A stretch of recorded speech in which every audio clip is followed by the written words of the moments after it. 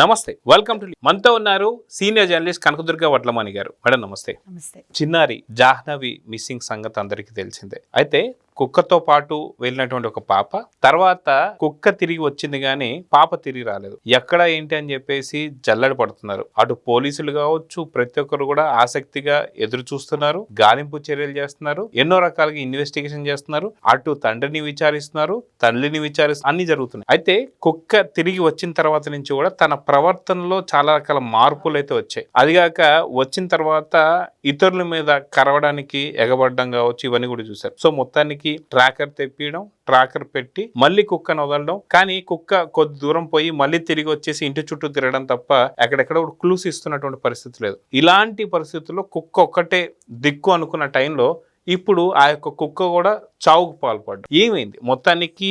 కుక్క ఒంటి పైన కూడా కొంత గాయాలు ఉన్నాయని చెప్పి కొంతమంది అంటున్నారు. అదే విధంగా చూస్తే కుక్కకి ఇప్పుడు పోస్ట్ మార్టం చేస్తే గానీ ఇంకేదైనా సరే విషం గానీ అలా జరిగిందా ఏదైనా చెక్ చేస్తున్నారు. సో మొత్తానికి పాప వెతకడంలో కీలకంగా మారడం కుక్క కూడా ఇప్పుడు మరణించిందంటే ఎలా చూడాలి? అంటే మీరు చెప్పినట్టుగా యాక్చువల్గా జీపీఎస్ పెట్టమని పబ్లిక్గా చెప్పింది. ఇవాళ మొత్తం ఆంధ్రప్రదేశ్ అంటే 2 తెలుగు రాష్ట్రాల్లో కూడా జాహ్నవి బతికుండాలి, అమ్మాయి ఆరోగ్యంగా ఉండాలి అనే కోరుకుంటున్నాను. చిత్రంగా ఇవాళ మొత్తం కాన్సన్ట్రేషన్ అంతా పాప మీదే ఉంది అందరు. ఎవరో మనకు తెలియదు, ఏం జరిగిందో తెలియదు, అయినా కూడా అంటే మానవత్వం 1-2 చిన్న బేబీ కాబట్టి. అయితే మీరు అన్నట్టుగా కుక్క మరణం అనేది ఇవాళ దీన్ని అంటే ఈ కేసును ఛేదించడానికి ఇంకా తలుపులు పూర్తిగా మూసుకుపోయినట్టు. కానీ నా దృష్టిలో కాదని నేను అనుకుంటున్నా. ఎందుకంటే మీరు మొత్తం మనం అన్నీ పరిశీలించాం. లైక్ తల్లిని విచారించారు, తండ్రిని పోలీస్ స్టేషన్కి తీసుకెళ్ళి విచారించారు, తర్వాత ఫెన్సింగ్ దాకా వెళ్ళి అన్ని అంటే స్నిఫర్ డాగ్స్ తీసుకొచ్చారు, తర్వాత డ్రోన్స్ ద్వారా చూశారు. మొత్తం ఏకంగా ఎన్ని వేల మంది పోలీసులు వచ్చారు, ఏకంగా ఇంతమంది పోలీసులు వచ్చి ఇంత చేసినా కూడా పాప దొరకలేదంటే మీకు సాధారణంగా ఏంటంటే కిడ్నాప్ చేస్తారు పిల్లల్ని. ఎవరు కిడ్నాప్ చేస్తారు? మీకు ఇప్పుడు మామూలుగా పని చేయడానికి ఇప్పుడు వేరే రాష్ట్రాల నుంచి వస్తున్నారు. మనకి తెలంగాణలో తెలుసు, మీకు ఆంధ్రప్రదేశ్లో కూడా అలాగే ఉంది. తెలంగాణలో అయితే మనకి ఎక్కువ బిహారీ వాళ్ళు, తర్వాత ఇప్పుడైతే నేపాలీస్ ఎక్కువ ఇంట్లో పని చేయడానికి, శ్రీకాకుళం నుంచి కన్స్ట్రక్షన్ వర్క్ చేయడానికి, తర్వాత కార్పెంటరీ వర్క్ చేయడానికి ఇలాగ అక్కడి నుంచి వస్తారు. అయితే మీకు ఇక్కడ తుని దగ్గర మాత్రం తుని, సామర్లకోట, పిఠాపుర ఇవి తీసుకున్నారంటే ఎక్కువగా ఒడిషా నుంచి వస్తారు. అంటే ఈ చేపల చెరువులు, రొయ్యల చెరువులు ఇవన్నీ ఉంటాయి కదండి, తోమలపాకు తోటలు, ఇప్పుడు పామాయిల్ తోటలు, ఇలాగ వీటిలలో పనిచేయడానికి వాళ్ళు జీడిపిక్కలు ఎక్కువ, జీడిపిక్కలు ఉలవటానికి వీటికి అక్కడి నుంచి వస్తారు. వచ్చినప్పుడు ఏమవుతుందంటే గతంలో కూడా వాళ్ళు పిల్లల్ని కిడ్నాప్ చేయడం జరిగింది. 1-2 మహిళలు చేస్తే పట్టుకున్నారు కూడా, తర్వాత ఇంకొక వ్యక్తిని కూడా పట్టుకున్నారు, నాకు ఎప్పుడని గుర్తులేదు.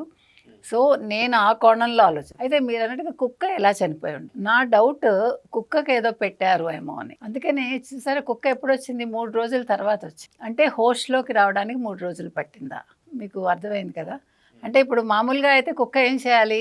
పాపను ఎత్తుకుపోతే వచ్చి పరిగెట్టుకుంటూ వచ్చేసి అరవాలి వెంటనే, ఆ తల్లిని తీసుకెళ్ళాలి. కానీ ఇక్కడ అలా జరగల. 3 రోజులో 4 రోజులో అయింది కుక్క రావడానికి. అంటే కుక్కకి ఏదైనా మత్తు మందు పెట్టారు. ఆ పెట్టిన మందు వల్ల అది ఫెరోషియస్గా అయిపోయింది. ఆ తర్వాత అంటే మీకు తిండి లేకుండా మనకి సపోజ్ దాన్ని ఏమంటారు, అనస్థీషియా ఇస్తారు చూడండి. అనస్థీషియా ఒక్క చిటికడ ఎక్కువైనా కూడా మనిషికి చాలా డేంజర్, మాటకి చెప్తున్నా. అందుకే మన బాడీలో మనకి ఫుడ్ లేకుండా, నీళ్ళు లేకుండా ఇస్తారు మనకి. తర్వాత మెలకు వచ్చాక కూడా వెంటనే మనకి ఏమి ఇచ్చేయరు కదా. అంటే కొన్ని పద్ధతులు ఉంటాయి దానికి, మనకి ఎగ్జాక్ట్ సైంటిఫిక్గా మనకు తెలియదు కానీ. సో దీనికి కూడా తిండి లేకపోవడం, తర్వాత అదేమైనా ఒకవేళ మత్తు మంది ఇచ్చుంటే అదేదైనా తేడా చేసిందా, అందుకే ఫెరోషియస్గా అయిపోయిందా, అంటే అందరి మీద పడ్డం, కరవడం ఇలాంటిది చేసిందన్నారు.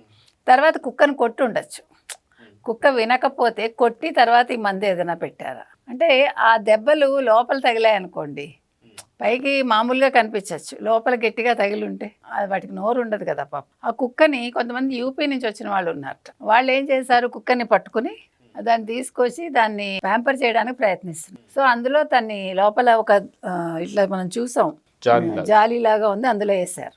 సో అది కూడా కుక్కకి ఇబ్బంది అయిందా? తర్వాత మళ్ళీ వదిలేరు ఆ కుక్కని, వదిలితే కూడా అది కొంచెం దూరం వెళ్ళి వెనక్కి వచ్చేసింది. సో సంథింగ్ రాంగ్ ఆ కుక్కకి, అంటే హెల్తీగా లేదు, హెల్త్ ఏదో అప్సెట్ అయింది. సో మరి వీళ్ళకి పెట్టింది తిందా లేదా ఇవేమీ మనకు తెలియదు.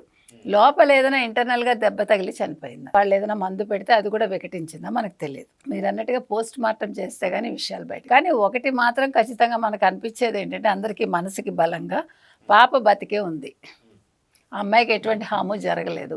ఇది మాత్రం ప్రతి ఒక్కరికి సైకలాజికల్గా అనిపిస్తుంది. చాలా ఛానల్స్ జ్యోతిష్యులను కూడా పిలిపించి మాట్లాడిచ్చారు.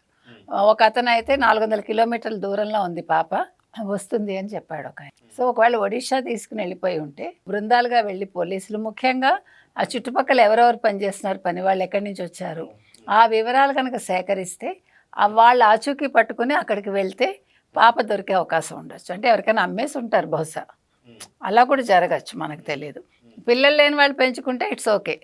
కాబట్టి అన్ని రకాల పాసిబిలిటీస్ ఉన్నాయి. కాబట్టి ఈ కోణంలో దర్యాప్తు చేస్తే పాప ఖచ్చితంగా దొరుకుతుంది. కాకపోతే కుక్క చనిపోవటం అనేది చాలా బాధాకరం నిజంగా. అంటే వాస్తవానికి ఇప్పుడు కుక్కకి సంబంధించి పోస్ట్ మార్టం ఏదైనా రిపోర్ట్ వస్తే ఆ రిపోర్ట్ ద్వారా పాపకి కూడా ఏమైనా జరిగిందా ఉండొచ్చా. ఇంకొక మాట మీరు అన్నట్టుగా ఒకవేళ నిజంగా పాపను ఎత్తుకుపోతుంటే పక్కనే పని వాళ్ళు ఉన్నారు కదా, మరి వాళ్ళకి తెలియకుండా ఉంటుందా? తెలియకుండా ఉంటుంది అంటే ఇప్పుడు కుక్కకి మందు పెట్టినట్టే పాపకు కూడా ఏమైనా మత్తు మంది ఇచ్చి ఉండొచ్చు.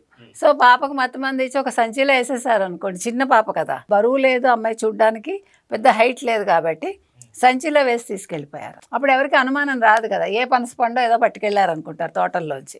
అంటే అన్ని రకాల పాసిబిలిటీస్ ఉన్నాయి కాబట్టి, తోటలు కాబట్టి పళ్ళు ఎక్కువ ఉంటాయి కాబట్టి ఆ యాంగిల్లో కూడా ఆలోచించవచ్చు.